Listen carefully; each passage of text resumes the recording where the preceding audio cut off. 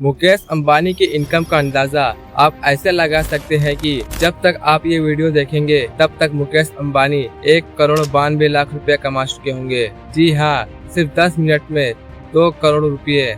Mukesh Ambani Asia के सबसे अमीर तरीन आदमी तो है, लेकिन उन्होंने इतना सारा पैसा कमाया कैसे? 10,37,000 अरब रुपए। क्या है इनकी कमाई का असल जरिया जो उनको पूरे एशिया का अमीर तरीन इंसान बनाता है? आइए देखते हैं मुकेश अंबानी की सक्सेस स्टोरी की कुछ झलकियां।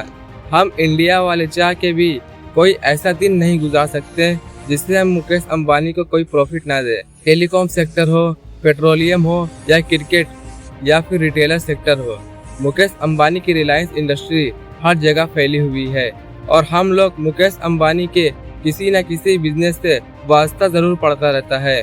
इन सब की शुरुआत मुकेश अंबानी खुद नहीं की, बल्कि उनके फादर धीरू भाई अंबानी ने की थी। साल था 1950। धीरू भाई अंबानी गुजरात से अच्छी जॉब के लिए यमन चले गए। उन्होंने इंपोर्ट एक्सपोर्ट के कारोबार में 8 साल तक क्लर्क की नौकरी की और इस कारोबार को करीब से समझने की कोशिश की। 8 साल बाद यानी 1958 में वो वापस इंडिया आए और इस बार उनके पास एक बिजनेस आइडिया मौजूद था। उन्होंने ट्रेडिंग बिजनेस स्टार्ट किया जिसे कमर्शियल कॉर्पोरेशन का नाम दिया गया। शुरुआत में ये आरसीसी कंपनी सिर्फ मसालों की ट्रेडिंग में इन्वॉल्व थी। वो मसाले खरीद कर को मिडिल ईस्ट और अफ्रीका में एक्सपोर्ट करते थे। क्योंकि 8 साल तक इंपोर्ट एक्सपोर्ट काम में वाबस्ता रहने की वजह से धीरू भाई को इस बिजनेस में काफी नॉलेज हो गई थी, इसलिए देखते ही देखते कामयाबी की सीढ़ियां के लिए आसान बनती गई। लेकिन धीरू भाई कुछ और भी करना चाहते थे। उन्होंने सोचा कि इंपोर्ट एक्सपोर्ट तो चल ही रहा है, अब क्यों ना मैन्युफैक्चरिंग बिजनेस में एंटर किया जाए। साल 1966 में उन्होंने लाया टेक्सटाइल के नाम से एक नई कंपनी लॉन्च कर दी। उस वक्त कॉटन पर इंडियन सरकार की तरफ से काफी सख्ती थी,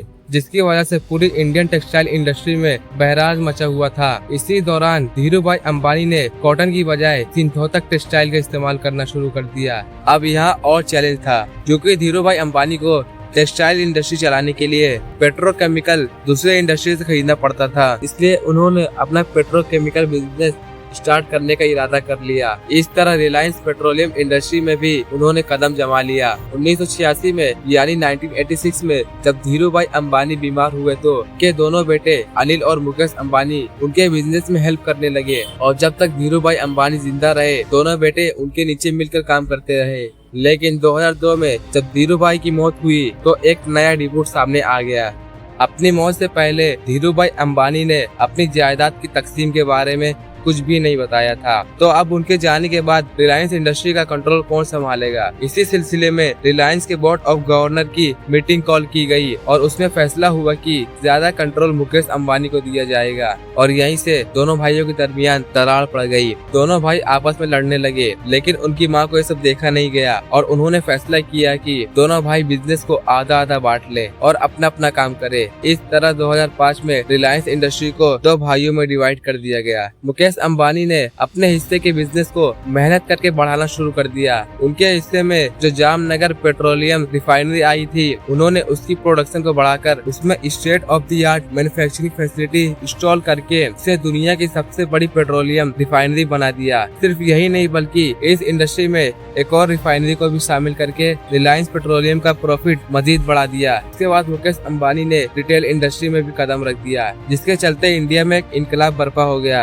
पूरे इंडिया में स्मार्ट बाजार के नाम से डिस्काउंटेड स्टोर और सुपरमार्केट खोले गए, जहां कंज्यूमर को तमाम आइटम्स एक ही जगह पे मिल जाया करते थे। जब क्रिकेट की सबसे बड़ी लीग इंडियन प्रीमियम लीग की शुरुआत हुई तब मुकेश अंबानी इसमें कूद पड़े। आईपीएल की सबसे महंगी टीम मुंबई इंडियन को खरीद लिया और ये टीम अगले कई सालों तक आईपीएल की मोस्ट वैल्यूएबल टीम रही। 2016 में मुकेश अंबानी ने टेलीकॉम इंडस्ट्री में कदम रखा और ये कदम इतना भारी था कि जो टेलीकॉम इंडस्ट्री के दूसरे कॉम्पिटिटर थे उनको कुचलने वाला था। जियो के नाम से उन्होंने एक मोबाइल नेटवर्क लॉन्च किया जिसमें कॉल डेटा और मैसेज पब्लिक के लिए फ्री कर दिया गया। लोगों ने दूसरे नेटवर्क को छोड़कर धड़ाधड़ जियो की सिम खरीदने शुरू कर दिए क्योंकि यहाँ सब कुछ फ्री मिल रहा था। आज मुकेश अंबानी की नेटवर्क 122 बिलियन डॉलर से भी ज्यादा है, जो कि इंडियन रुपये में 10,370 अरब रुपए बनते हैं। इस हिसाब से ये दुनिया के 11वें अमीर तरीन शख्स है। अगर इस लिस्ट में अमेरिकन बिलियनर का नाम हटा दिया जाए तो मुकेश अंबानी पूरी दुनिया के दूसरे अमीर तरीन आदमी में से एक है।